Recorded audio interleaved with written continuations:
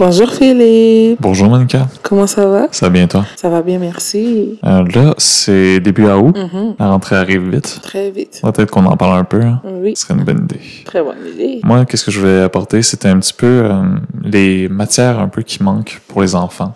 Comment est-ce qu'ils... C'est comme quand on arrive à l'âge adulte, en tout cas moi, je me sentais pas prêt à entrer dans la vie active, puis j'ai l'impression qu'il me manquait quelques cours. Et on pourrait les aborder, puis voir un petit peu, autant que pour toi, moi, que nos chers auditrices et auditeurs aujourd'hui, parler un petit peu des matières qui manqueraient, des trucs importants à apprendre lorsqu'on devient un adulte. Et moi, je parlerai plus des habitudes qu'on doit reprendre à la rentrée. Parce que pendant les vacances d'été, on a d'autres habitudes. Et pendant la rentrée, on doit recommencer un rythme scolaire. Et au début, c'est un peu compliqué. Même si ça fait des années qu'on va à l'école et qu'on est habitué, c'est toujours compliqué au début de reprendre la routine scolaire. Donc, je vais un peu parler de ça et des outils qui vont nous aider à commencer l'année scolaire 2024-2025 en feu. Parfait. Ouais. Chers auditrices, chers auditeurs, si vous avez déjà des matières que vous pensez qui seront intéressantes à parler avant même qu'on parle des sujets, n'hésitez pas à les écrire en commentaire. Et bon épisode. Bon épisode. Podcast, podcast, podcast, podcast, podcast, podcast, podcast, podcast, podcast, podcast, podcast, podcast, podcast, podcast, Donc, Philippe, By the way, j'existe aussi. Hein. quelles sont selon toi les matières qui nous manquent? En fait, je voulais te demander, avant de commencer à te les lister, toi, quand t'es arrivé, quand t'es devenue une adulte, est-ce que tu te sentais prête à attaquer la vie active? Est-ce que tu avais toutes les cartes en main pour aller en appartement, vivre, gérer ton argent, Déjà, je tes pense que relations? depuis qu'on est jeune, on rêve tous d'avoir la vie adulte, d'entrer dans la vie adulte. Et quand on arrive dans la vie adulte, on est comme, j'aurais dû rester chez mes parents. Ouais. Ce qui est bien, c'est que pour le moment, moi, je vis encore avec ma famille. Ok. Donc, je peux dire qu'il y a certaines responsabilités que je ne connais pas encore. Mais c'est vrai qu'on ne prépare pas vraiment à rentrer dans la vie adulte, que ce soit à l'école et tout. Je pense qu'on devrait avoir des cours de gestion d'argent. Ok. Parce qu'il faut savoir que quand on est au secondaire, on est au cégep et qu'on est encore chez les parents, qu'on n'a pas de loyer à payer ou qu'on n'a rien à payer, c'est comme on gère notre argent comme on veut, on dépense comme on veut. Ouais. Mais je sais que j'ai des amis qui sont en appartement et quand tu arrives en appartement, tu dois payer le loyer, tu dois payer les factures Ouais. et ça devient compliqué et on n'est vraiment pas prêt. Ouais. Est-ce qu'il y a d'autres points dans ta vie que tu te dis comme ça, j'ai l'impression que je devrais savoir ça avant de commencer à travailler, à vivre, être en appartement? Ouais, non, se débrouiller seul. Moi, je pense que personnellement, c'est quelque chose qu'on me l'apprend depuis que je suis assez jeune, qu'il faut savoir se débrouiller seul. Je pense que ça se fait quand même à la maison. Mais c'est vrai que à l'école aussi, on devrait peut-être nous apprendre un peu le vivre dans la société extérieure, pas juste dans la société scolaire ou dans la société familiale. Parce qu'il faut savoir que dans la vie adulte, on commence à travailler avec d'autres personnes et que chacun a son comportement, chacun avec son comportement dans l'entourage, au travail et que des fois, ça va pas matcher. Genre le vivre ensemble, on doit nous apprendre le vivre ensemble en société aussi. Ouais. C'est très important. Ouais. Aussi, un petit avertissement pour nos auditrices et auditeurs. Avant de commencer, les matières qui sont montrées ici, ils ont été un petit peu délaissés. Avant, il y avait des cours pour certaines de ces matières-là qui étaient inclus, mais avec, selon les moyens des écoles, selon déjà les grandes choses déjà à devoir apprendre, mathématiques, français, etc., des matières qu'on a déjà, l'histoire. C'était pas toujours facile de mettre en place ces matières-là qu'on va lister. Et c'est aussi différent selon chaque culture et selon chaque famille. Parfois, ça s'applique de manière différente et il y a un apport différent. Donc, de ce qu'on a compris, l'apport qui est favorisé, c'est les familles et l'éducation à la maison qui sont censées compenser celle-ci. Parfois, c'est fait, parfois, c'est pas fait. C'est surtout au désir et à la discrétion des parents. Donc, peut-être que ce sera pas intégré, mais on va essayer de vous donner une petite liste des choses qui nous semblent pertinentes à ajouter. Comme tu l'as dit, il y avait cours de gestion de finances personnelles, comment gérer son argent, faire peut-être un budget, préparer des vacances, gérer son argent au jour le jour aussi, l'épicerie, etc. Ensuite, il y avait peut-être la matière de la sexualité.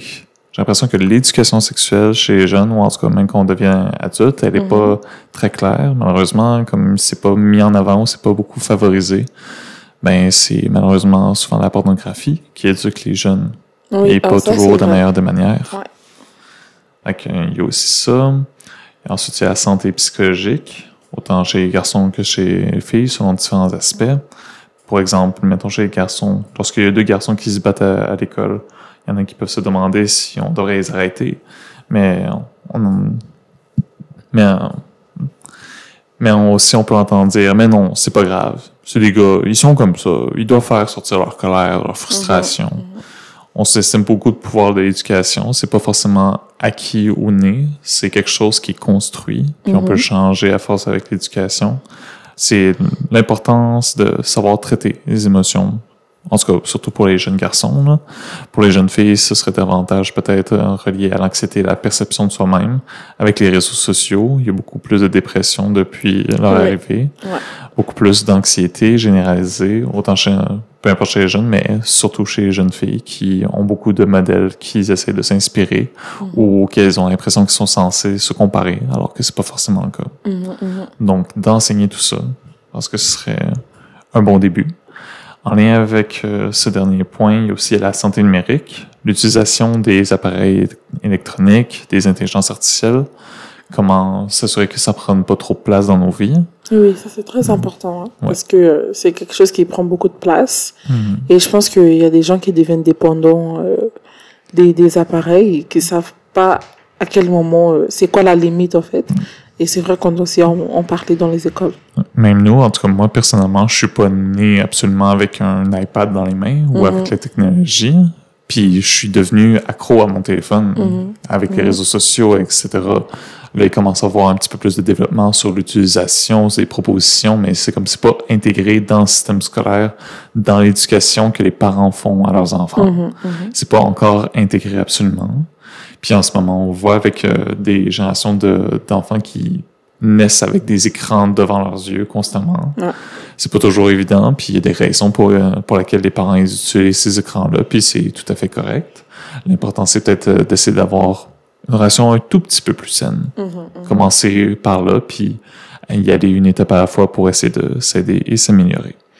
Et comme dernier point, peut-être, ce serait le ménage. Ça a l'air barbant un petit peu comme ça, mais c'est quelque chose... On en a besoin parce que... Ce serait peut-être plus, si je vais le reformuler pour que ce soit un peu mieux brandé, ce serait comment tenir son environnement, avoir un environnement sain autour de soi, pas forcément juste en termes de ménage, mais aussi en termes de nourriture, de décoration. Ça peut être de choisir ton appartement selon tes attraits, selon tes spécificités aussi, l'endroit où tu veux vivre, les quartiers, etc. Fait que c'est pas juste de s'appliquer à ça, mais c'est aussi le but, ce serait un petit peu de responsabiliser les jeunes sur leur puis de favoriser leur autonomie, de leur donner confiance en eux aussi par ce moyen-là. Sur les cultures, c'est différent. Mais par exemple, au Japon, les enfants, ils s'en vont dans le métro dès 5, 6, 7 ans, je pense. Puis s'ils vont tout seuls, il y a un cadre beaucoup plus sécuritaire, puis il y a une différence justement culturelle qui permet de favoriser ça. Mais à la fin de chaque jour, tous les étudiants, ils travaillent ensemble pour nettoyer la classe. C'est de ça que je voulais parler. C'est tellement beau de voir que les salles de classe sont propres parce que les jeunes, quand ils finissent, ils savent qu'ils doivent nettoyer, ils doivent laisser la classe propre. Je pense que c'est quelque chose qu'on devrait implanter dans l'éducation ici aussi parce que en tant que jeunes, comme on doit garder notre environnement sain.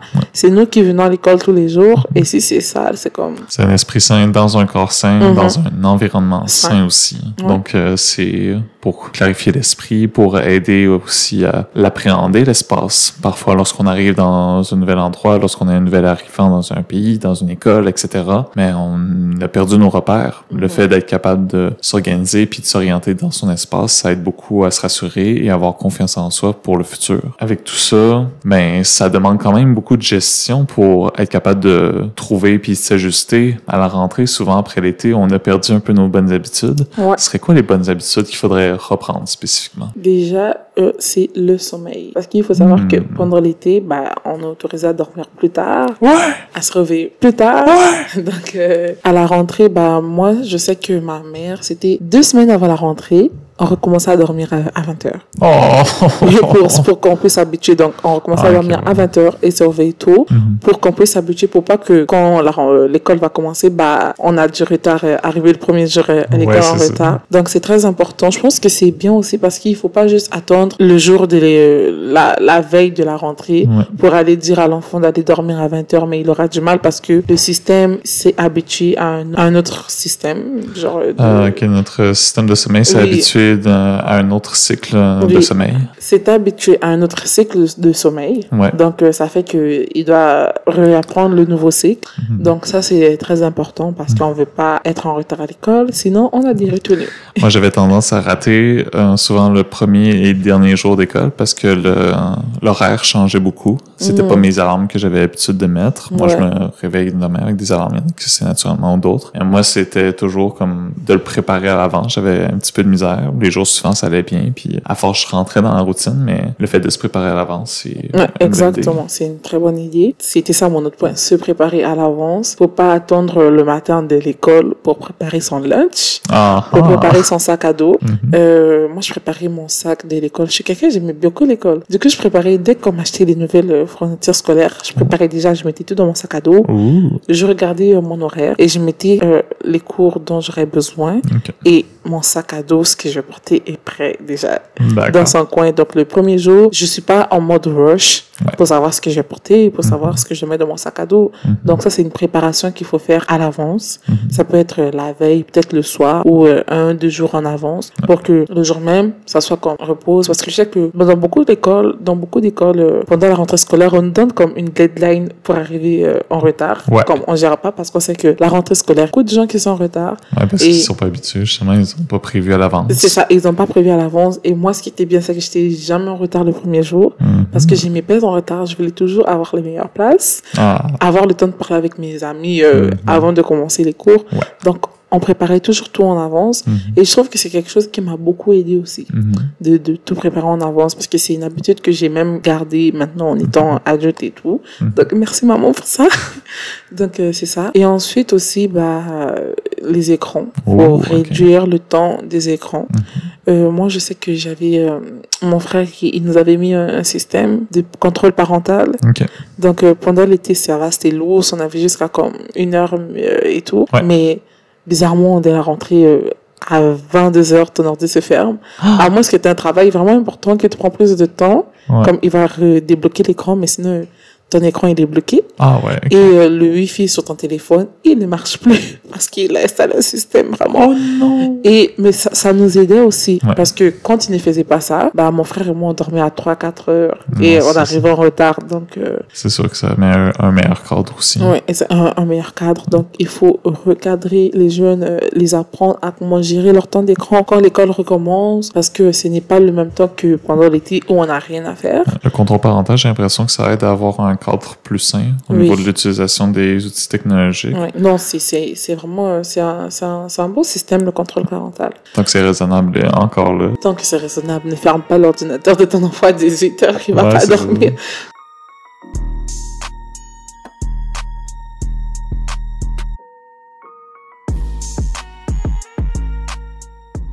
Il faut aussi reprendre les activités parascolaires, les activités physiques. Bon, après, c'est vrai qu'on fait beaucoup d'activités physiques pendant l'été parce qu'on a beaucoup plus de temps libre. Oui, c'est ça. Et j'ai l'impression que c'est pendant l'école qu'on a comme plus trop le temps de faire des activités Ouais, parce qu'on a physiques. déjà la routine qui est établie. Oui. C'est comme si tu t'es pas déjà inscrit à une activité scolaire ou que tes parents l'ont pas déjà fait, ben c'est difficile de intégrer ça dans la Ouais. routine. Aussi, la nutrition. Oh. Faut pas oublier que pendant l'été, on mange un peu du tout, du n'importe quoi. On mange à n'importe quelle heure, quand on veut, parce qu'on est soit à la maison, soit à l'extérieur. Pendant l'école, ça dépend pour ceux qui doivent prendre un lunch, un petit déjeuner le matin. Tu dois te réveiller tôt pour avoir le temps de manger, Ouais. pour pas avoir faim en classe. Non, c'est ça. Parce que si tu te réveilles tard, tu n'auras pas le temps de manger et tu auras faim en classe. Et la pause, elle arrive pas avant... Puis tu seras plus capable de te concentrer C'est et ça. d'apprendre, en fait. Exactement. Donc, faut savoir... Au fait, tout ça fait partie aussi de l'organisation de la préparation. Parce que si tu es préparé, tu as préparé tes affaires, tu as tout préparé, tu te réveilles tôt. Ouais. Tu as le temps de prendre ton petit déjeuner, tu as le temps de te préparer, d'aller à l'école. Ouais. Et comme à l'école, on a des heures de lunch et tout, à midi. Moi, je sais que pendant les vacances, je mange pas à midi. OK. Je respecte pas les heures de lunch. Non, Et là, c'est c'est ça. comme tu dois respecter. Parce que si tu manges pas à midi, Moi, l'école finissait à 15h. Ok. Tu vas aller manger chez toi à 15h parce qu'après ça, vous avez plus de pause. Ah ouais. Et c'est quand même long de midi à 15h en classe sans manger. OK. Donc, tout ça, il faut se réhabituer aussi. Et quand tu rentres chez toi, tu vas pas manger à 22h parce que tu dois manger plus tôt, parce que tu dois dormir plus tôt et faire tes devoirs. Ouais, c'est ça. Ce qui veut dire que tu dois vraiment respecter les heures. Toi, est-ce que tu faisais tes devoirs avant ou après manger? Je faisais pas mes devoirs. Quoi? Je faisais mes devoirs le matin à l'école. C'est pas une bonne technique. Ah, ça aussi. Ben, c'est sûr que quand on est en retard, puis des fois, on a des montagnes de devoirs, puis t'as beau faire tout ce que tu peux, étudier toute la soirée, t'arrives le matin, puis t'as encore des devoirs à faire. Oh my Moi, God. ça m'arrivait de devoir les finir dans le bus, ou des fois, j'avais oublié, ou je l'avais pas noté. Des fois, j'avais oublié, puis j'avais pas noté qu'il restait des devoirs à faire. Puis là, je vois mes collègues de classe qui en parlent dans l'autobus, ou pendant qu'on va à l'école, ou même à la cafétéria en attendant que le cours commence. Puis là, je me rends compte, puis là, je me dis comme... J'ai un devoir. Ouais, je te comprends. Moi, en fait, c'est juste que quand je rentrais à la maison, j'étais tellement fatiguée. J'avais tellement d'activités parascolaires, j'avais tellement de bénévolat. Donc, quand je rentrais, j'avais le temps de lire mes cours et pas de faire les devoirs. OK. Et comme je te dis, je me réveillais tôt pour faire mes devoirs. Ouais. J'avais soit deux options. Soit je retarde mon heure de dormir. Donc, je dors plus tard pour avoir le temps de finir tous mes devoirs. Mais je sais que je vais en prendre un coup pour me réveiller le matin. Soit je dors hyper tôt. Je mets mon alarme à 4 heures. OK. Je me réveille à 4 heures, je travaille, je pars prendre une douche, je pars redormir. Jusqu'au temps d'aller à l'école, j'ai déjà pris ma douche, tout. OK. Je m'habille et je vais à l'école. Ouais. Donc, encore une fois, c'est l'organisation. Ouais. Donc, il faut vraiment s'organiser. C'est quoi les outils qui peuvent nous aider à s'organiser lorsqu'on revient à l'école à la rentrée? Déjà, je pense que sur nos téléphones, il y a des applications qui nous aident. Il y a beaucoup d'écoles qui permettent pas aussi les téléphones. Est-ce qu'il y a quelque chose qui peut nous aider? Alors là, je pense qu'il faudra avoir ton propre agenda personnel aussi. Ah, C'est l'agenda important d'école, d'avoir, l'agenda personnel. À part l'agenda de l'école, il faut avoir un agenda personnel Ok. où tu notes tes affaires, tu Ok. notes ce que tu dois faire pendant la journée. Ouais. C'est comme une programmation. Moi, je me faisais une programmation en général, genre dans l'année.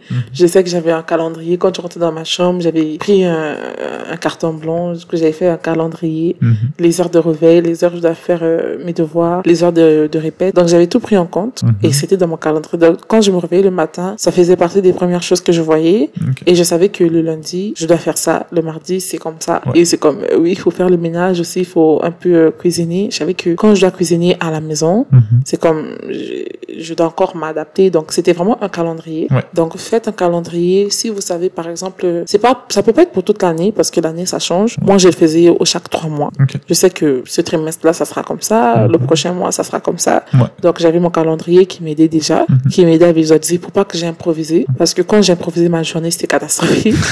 Donc, c'est mieux quand tout est préparé à l'avance. Et aussi, De c'est noter aussi, dès qu'on nous annonce qu'on a un devoir ou un petit quelque chose, d'essayer de prendre le temps de le noter. Ça peut être comme distrayant, puis des fois, on n'a pas envie, mais ça nous permet d'être mieux organisé. Puis après, au moins de noter quelque part, pas forcément là où c'est nécessaire ou dans ton calendrier, mais juste avoir une petite note quelque part que tu peux te référer pour te souvenir que tu dois rendre ton devoir et arriver aux échéances. Ça va t'aider à construire aussi ton rapport par rapport aux échéances et aux projets que tu vas devoir faire aussi dans la vie active. Et aussi, j'ai appris une technique dernièrement. Ça, je pense que ça va aider beaucoup de personnes, beaucoup de jeunes. Quand vous étudiez, quand vous faites vos devoirs et que vous en avez trop, ne passez pas 2 heures, 3 heures juste à être concentré sur le devoir parce que ça ne va pas marcher. Je peux vous assurer, ça va pas marcher. Il faut, à la maison, on a le droit, si vous voulez pas vos téléphones, peut-être juste des alarmes, des réveils. Donc, la technique, c'est que tu prends des 30 minutes. 30 minutes, tu travailles, 15 minutes de pause. 30 minutes, tu travailles, 15 minutes de pause.